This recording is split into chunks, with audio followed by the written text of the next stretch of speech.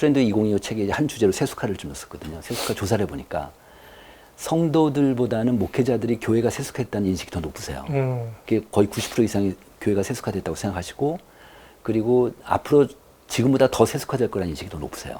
근데 그 세속화 이유를 물어보니까 성도들이나 아니면 목사님 비슷한데 이 물질주의, 그 다음에 성공주의, 이런 것들 교회 안에 들어와 있다. 그리고 신앙을 성공을 위한 수단으로 생각한다. 뭐 이런 의견들이 이렇게 굉장히 높게 의견이 됐어요. 그래서 결국 이제 과학기술이 발달되면서 이거는 어쩔 수 없이 따라올 수밖에 없다고 하면, 그러면 이런 세속화를 극복할 수 있는 방안이 뭐냐? 네. 이걸 두 그룹한테 같이 물어봤어요. 그랬더니 두 그룹 똑같이 뭐라고 대답했냐면 신앙의 본질적인 가치를 회복해야 된다. 저는 이런 측면에서 보면 사도행전 2장에 나오는 소그룹 있잖아요. 네. 그러니까 가정에서 같이 밥을 같이 먹고 삶을 네. 나누고 이런 소그룹이 굉장히 중요한 가치들이지 너무 않는가. 중요하죠. 네, 이렇게 좀 볼 수 있습니다. AI도 연구하지만 요즘에 디너처치라고 혹시 들어보셨는지 모르겠어요. 10여 년 전에 시애틀에서 시작한 초대교회의 그 원형적 교회.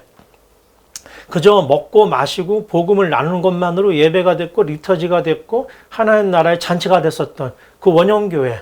그러니까 3세기 기독교 네. 공인 이전의 네. 교회. 네. 그 형태를 다시 복원하자는 그런 운동이 있거든요. 저는 이제 제가 있는 연구소에서 그 운동을 지금 하고 있습니다. 예, 그래서 개인적인 소규모의 친밀감 있는 공동체 교회가 굉장히 중요하고 동시에 또 새로운 현대적인 매우 발전적인 새로운 변화에 능동적이고 역동적으로 응답하는 신학적 성찰도 필요하겠다는 생각이 들어서 저는 이제 둘 다 공부를 하고 있습니다만은 앞으로 우리가 신앙을 물려줘야 될 다음 세대 또는 그 다음 세대는 그런 환경에서 살 거거든요. 그러니까 저희가 지금 그걸 준비 안 해놓으면 그들은 정말 신앙을 잃어버리게 될 수도 있기 때문에 그들을 위한 AI 시대에도 우리는 삼위일체 하나님을 어떻게 고백을 해야 될 것인가에 대한 진지한 고민에 적극적으로 대처해야 되지 않겠는가 저는 그렇게 생각을 하고 있습니다. 지금 예전 교단 같은 경우는 지난 10년 사이에 교세 통계자를 보면 30명 이하 교회가 86%가 증가됐어요. 그러니까 밑으로 더 쏠리고 있는 거죠. 그 다음에 3,000명 이상 메가처치들도 34%가 줄어들었어요. 같이 줄어들어요. 근데 이제 같이 줄면서 더 벌어지는 거죠. 이제 그런 현상인데, 이런 상태에서 어떻게 될까? 저는 여러 가지 뭐 방법들이나 뭐 이런 게 있겠지만 제 생각엔 선택과 집중 같아요. 그러니까 지금 이제 팽창 시대가 아니라 수축 시대잖아요.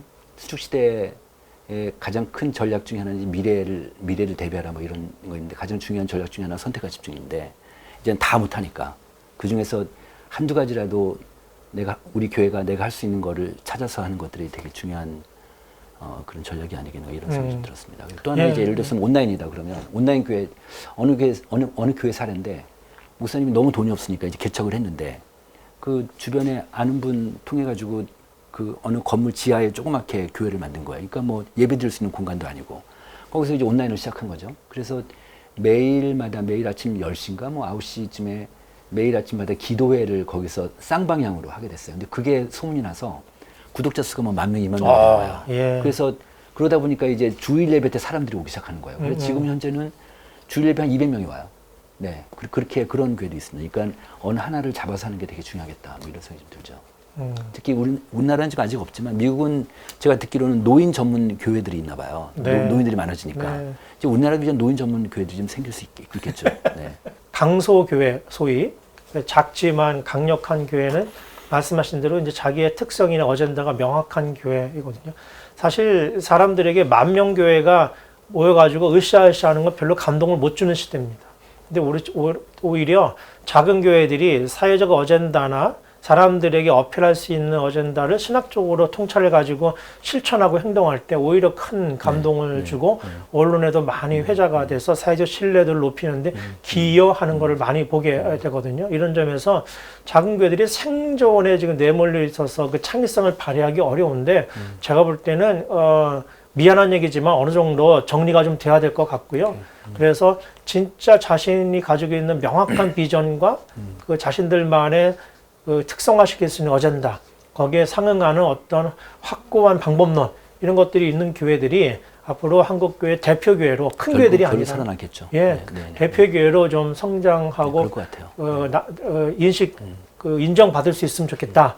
그리고 총회나 교회들이 아마 그런 교회들을 발굴하고 지지하고 응원하는 체계를 공적으로 갖추면 좋겠다. 제가 총회의를 하면서 늘 안타까운 게 공적인 프로세스가 부재하다는 거예요. 그러니까 정책적으로 입안을 하고 그리고 저희가 발표를 하고 세미나를 해도 이게 뒷받침이 되지가 않으니까 결국은 사역자 혼자 책임으로 내두고 마는 거거든요. 이런 점에 봤을 때 그런 작은 교회들 중에 정말 필요한 교회들은 공적인 그 서포트 시스템을 좀 명확하게 만들어서 지지하고 응원할 수 있으면 좋겠다. 그래서 그런 교회들이 사례가 조금 나오면 그러면 이제 좋은 교회들이 많이 따라오지 않겠는가 그런 생각을 하고 있고 신학생들이 그 뒤를 따라갈 수 있는 그런 어떤 그 시스템이 만들어지면 좋겠습니다. 교인들한테 기아가 다니는 교회가 교회 주변의 지역사회를 위해서 얼마나 발전을 위해 기여한다고 생각하십니까? 물어보면 76%가 기여한다고 대답을 해요. 아, 그래요? 그렇게 높아요. 근데 일반 국민들한테 기댁 주변에 있는 교회가 지역사회 발전에서 얼마나 기여한다고 생각하십니까? 물어보면 22%밖에 안 돼요.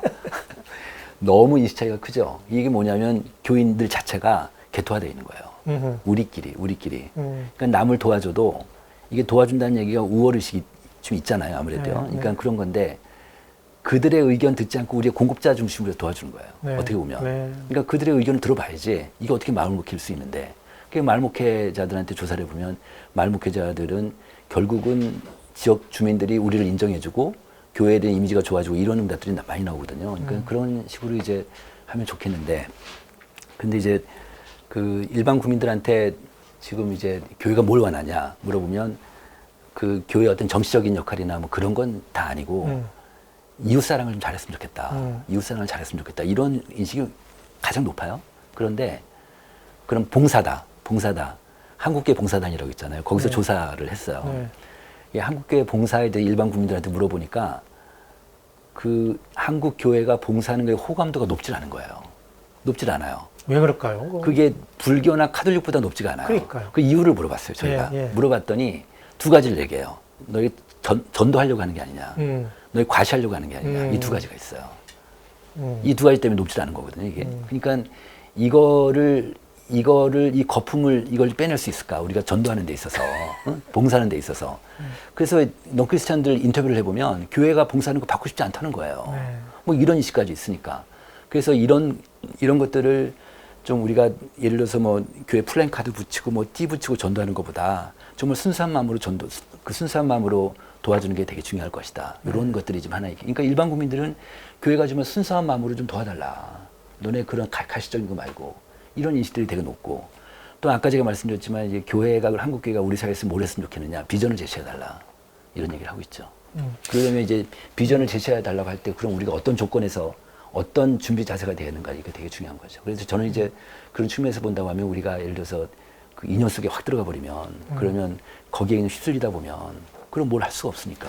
그런데 이제 또 생각해 보면 그 캐톨릭이나 불교는 뭐 모르겠고요. 정확하게 캐톨릭은 우리보다 사회적 신뢰도 굉장히 높고 캐톨릭에서 하는 여러 가지 그 선교나 봉사에 대해서 높이 평가하지 않습니까? 이미지가 좋죠. 근데 캐톨릭만큼 정치적인 어젠다에 깊이 관여하고 발언하는 종교단체는 없지 않습니까? 그러니까 이거는 그 한국 교회가 교인들이 생각할 때는 우리가 정치적이지만 하면 안 된다라는 생각을 하고 있는지 몰라도 밖에서는 좀 다른 관점으로 본다는 저는 개인적으로 생각하는데 아마 지난달로 기억하는데요. 그 크리스천 센츄리라고 하는 미국의 잡지에서 정확하게 지은이는 생각이 안 난다마는 그분이 이렇게 얘기했어요. 왜 교회의 마케팅이 Z 제너레이션한테 먹히지 않을까? 이런 기고를 썼는데 여러 가지 좋은 일을 많이 하지만 왜 젊은이들은 교회의 이런 좋은 일들을 긍정적으로 보지 않을까? 그건 이분이 내놓은 그 답은 fairness였어요. 젊은이들은 교회를 볼 때 교회 공동체가 페어하지 않다고 생각을 한다고 합니다. 그래서 어떤 얘기를 해도 저들은 페어하지 않은 공동체이기 때문에 저들이 하는 일이 위선적이야. 이렇게 받아들인다고 봐요. 저는 개인적으로 좀 다른 생각을 하는 것이 한국교회도 마찬가지라고 봅니다. 한국교회가 정치적으로 사회가 볼 때, 세상 사람들이 볼 때 정치적으로 경제적으로 페어하다. 이런 관점을 먼저 획득해야만 사회적 자본이 있어야만 그 뒤에 안에 이웃사랑이 됐든 뭐가 됐든 정당한 방식으로 긍정적으로 평가를 받을 것이라고 저는 생각을 하고요.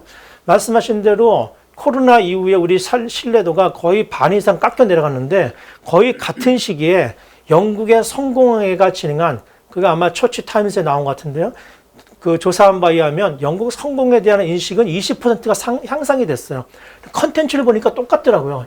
지역을 돕고 뭐 나눠주고 이런 거 똑같은데 뭐가 달랐던가? 이 성공회는 교회가 나서지 않았습니다. 네. 교회가 나서지 않고 지역사회나 NGO나 시민단체와 그들이 먼저 할 수 있도록 해주고 펀딩과 사람을 보내주는 방식으로 지역 공동체 협력을 유대해냈더라고요. 한국교회는 거기에 굉장히 그 약한 모습을 보이고 있습니다. 왜냐하면 시민단체나 이런 지역단체들이 정치적으로 자신들과 맞지 않다는 편견을 가지고 있습니다. 저는 이 부분 굉장히 넘어서야 될 장벽이라고 생각되고 오히려 교회 바깥에서 교회 공동체를 페어하다라는 평가를 받은 이후에나 이웃사랑이나 등등을 했을 때 선교적으로 효과적일 수 있겠다. 네. 저는 그렇게 생각합니다. 네.